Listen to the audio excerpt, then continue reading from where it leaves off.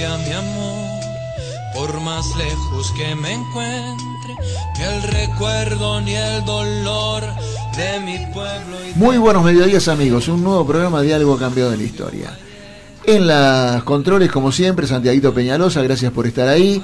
Y en la locución, don Jorge Oscar Rosales, y quien les habla, Guillermo Alberto López. ¿Cómo estás, Jorge? Hola, ¿qué tal? ¿Cómo están todos? Todo bien. Hoy vamos a tener una sorpresa, Sí. Ya te lo voy avisando, Sí, ¿no? sí. Pero antes de esa sorpresa, lo que corresponde en este horario. Sí. Jorgito, La ¿quién preguntita. se toma el aceite de ricino para que suframos las consecuencias? Contanos, por favor. Y esta semana se lo va a tomar, se lo van a tomar, porque son unos cuantos, demasiados para mi gusto, los fabricantes de pobreza. Todavía seguimos sintiendo la onda expansiva de la bomba mediática. Ese 32% de pobreza nos taladró durante unos cuantos días e hizo que decenas de esclarecidos salieran a terminar la faena. Trataban de lograr suicidios en masa o, en su defecto, unos grados más de inclinación en un gobierno que se empeñan en voltear. Como al fin y al cabo en la historia se encuentra todo y nadie resiste a un archivo, me zambullí en los documentos para ver de qué carajo se trataba. No resultó tan fácil. No resultó fácil lograr datos creíbles porque, como ya sabemos, vivimos en épocas en que a los pobres no se los podía contar porque era lo mismo que estigmatizarlos. Buceando un poco y con la ayuda de los datos del INDEC creíble, de Orlando Ferreres, del Observatorio de la UCA, del CIPES, el Centro de Investigación Participativa en Políticas Económicas y Sociales, de opiniones vertidas por Mario Blecher, por Aldo Piñalelli, por Broda, no precisamente gente del PRO, ni afín a Macri. Logré armar una serie de datos fidedignos sobre lo que se podrá argumentar pero no dudar. Y solo de eso se trata, de aclarar, de recordar y que ustedes recuerden, de ubicar y que ustedes puedan ubicar a cada personaje donde corresponde. Cristina, durante todos sus 8 años y 130 cadenas, jamás se refirió en ningún momento a la corrupción de su gobierno ni al incremento de la fortuna de su familia. En cambio, cargó en contra del gobierno de Mauricio Macri, enfatizando en otras cuestiones, como la inflación actual, que dijo que era galopante, y el incremento de la pobreza. Convocó en ese momento a la unidad del peronismo bajo su conducción, obviamente, y para poner fin al gobierno neoliberal que asumió en el año 2015. Si hablamos de inflación, debemos recordar que durante el año 2014 la misma llegó al 38,53. El Poder Legislativo había tenido que encargarse desde el 2007 de divulgar las estadísticas mensuales, ya que el INDEC las adulteraba. Tras la intervención del organismo dispuesta por Néstor, y que había recaído en manos de Guillermo Moreno. Las estadísticas habían dejado de ser creíbles y el mundo empresarial elaboraba sus proyectos, presupuestos e inversiones en base a la información del Congreso. En cuanto a la pobreza, veremos seguidamente cuánta responsabilidad tienen los partidos políticos y los dirigentes que nos gobernaron durante los últimos 45 años. A principios de 1973, el peronismo se aprestaba a hacer gobierno nuevamente luego de 18 años de proscripción. El doctor Héctor Cámpora primero y luego el mismísimo general Perón se harían cargo del gobierno nacional y el peronismo tomaría las riendas en la mayoría de las provincias. ¿Cuántos pobres había en la Argentina en ese momento? Escuchen bien porque el dato les va a llamar la atención. El 3,5%. Sí, solo el 3,5% de los argentinos estaba por debajo de la línea de pobreza. Era la época del pleno empleo en el país, que se extendió hasta mediados de 1975. Hoy hablábamos con Guillermo, que era la época en que los autos de la policía a las 10 de la mañana paraban en cualquier bar y si habían dos muchachos jugando al billar les preguntaban qué estaban haciendo, porque había trabajo para todo el mundo. A principios de 1975 el gobierno peronista aplicó un plan económico totalmente regresivo y antipopular, implementado por su ministro de Economía en aquel momento, Celestino Rodrigo. Algunos habrán escuchado el célebre Rodrigazo. Y la pobreza subió al 7%. Parece una insignificancia comparado con lo que vino luego, pero la pobreza del país en solo 2 años se había duplicado. Ese plan económico concebido por el gobierno fue la antesala del que luego implementó José Alfredo Martínez de Hoz durante la dictadura. Junto con la destrucción del aparato productivo y el crecimiento de la patria financiera, en los años de la Junta Militar, la pobreza volvió a duplicarse. Este es el país que recibiría a Alfonsín en el año 1983. Fábricas cerradas, una moneda destruida, una deuda externa inmensa, jefes militares con el fusil al hombro desconociendo la investidura presidencial y amenazándolo con golpe de Estado, y un sindicalismo peronista hostigándolo, recuerden a Saúl, y las 14 huelgas generales más los paros sectoriales de la mayoría de los gremios.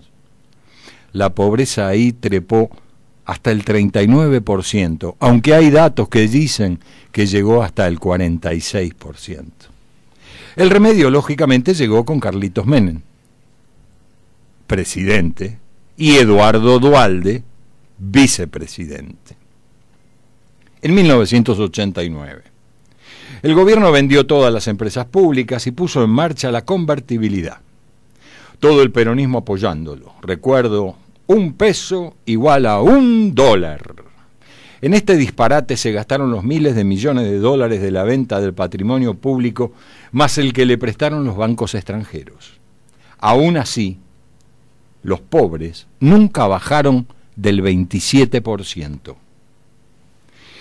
Vinieron luego 2 años de la Rúa, los 2 del mencionado Duhalde y los 12 del matrimonio de Néstor y Cristina. Duhalde, el que aparece ahora pontificando, devaluó la moneda en un 200%.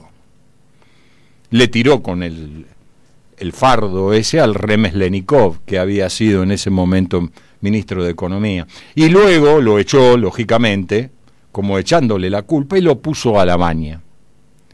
Ahí pusieron fin a la convertibilidad, y el índice de pobreza trepó al 50%. Cuando los Kirchner después de 12 años se fueron, aún con las decenas de miles de millones de dólares que ingresaron por la soja y los vientos de cola que soplaron durante una década, la pobreza no pudo bajar jamás del 30%.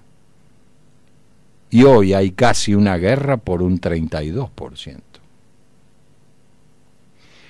La pobreza se volvió estructural y nos permite conocer además quiénes fueron y son sus responsables políticos. Por fuera de estos números fríos están los 6 millones de pibes que no vieron nunca trabajar a sus padres. Pibes que no trabajan, que no estudian, que no han completado la escuela. Son los célebres ninis. Según el nuevo INDEC y el Observatorio de la Deuda Social, en esta situación se encuentran la mitad de los chicos argentinos de esa franja de edad. Indigna escuchar a los dirigentes, tanto los peronistas buenos y malos, como cualquier otro que ande por ahí dando vuelta hoy, que se rasga las vestiduras, siendo tan opositor, Cuando critican a los gobiernos no peronistas y pretenden hacerlos responsables por la pobreza del país, cuando ellos tuvieron y tienen mucho que ver con ese flagelo. No olvidemos que aún en los años en el que el peronismo no estuvo al frente del Poder Ejecutivo, controló siempre el Senado y casi siempre la Cámara de Diputados. Además, han gobernado casi sin interrupción la mayoría de las provincias y muchos municipios como el partido de La Matanza, y en esos distritos es donde la pobreza alcanza niveles muy por encima del promedio nacional. Nunca habrá un mea culpa. Jamás aceptarán su participación en las rifas y el saqueo. El mes que viene se seguirán subiendo a los datos, casi seguro malos, para continuar con el golpismo que los caracteriza, sobre todo cuando tienen abstinencia de poder y dinero. El aparato seguirá funcionando, ahora con ayuda externa de un eco apestoso, que se deja oír en las voces de periodistas que antes simulaban ser independientes. Los candidatos peronistas virtuales se siguen pavoneando con sus plumajes más vistosos al cobijo del periodismo mercenario. Roberto Lavagna pontifica desde todos los micrófonos y pantallas, le sonríe a todos y a todas. Igual él ya sabe de antemano que ninguno de los periodistas que lo va a entrevistar le va a preguntar por aquel 51,7% de pobreza que dejó cuando se escapó con Duhalde. Nene, sácame de esta mierda, por favor, y no te olvides de tirar la cadena.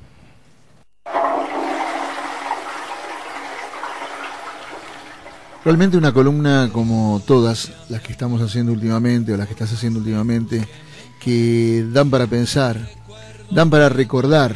Pero principalmente. El tema es ese. Claro, porque vos lo ves a Lavagna hoy y vos lo ves y decís, qué lindo abuelito, yo quiero tener uno como ese. Sí.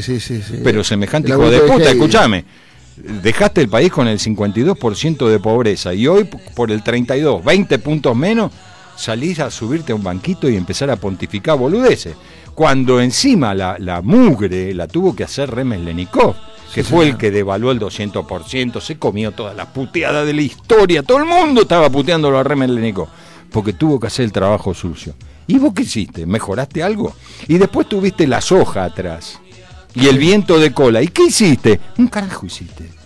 ¿Cuáles son los resultados? Y ahora el tipo quiere ser presidente de la República, estamos todos locos. O sea, la gente tiene que saber, se tiene que dar cuenta de lo que tiene adelante. Por eso la columna últimamente, la columna aparte de opinión, porque saben mi opinión cuál es, siempre voy a decir lo mismo. No soy macrista, no soy neoliberal. Lo que no quiero es volver al pasado, y esto es volver al pasado. Son tipos que ya fracasaron con viento de cola. Sí. Ahora no tenemos más viento de cola, se terminó el viento de cola. Bueno, entonces, pero por lo menos que la gente recuerde, este es un pueblo amnésico.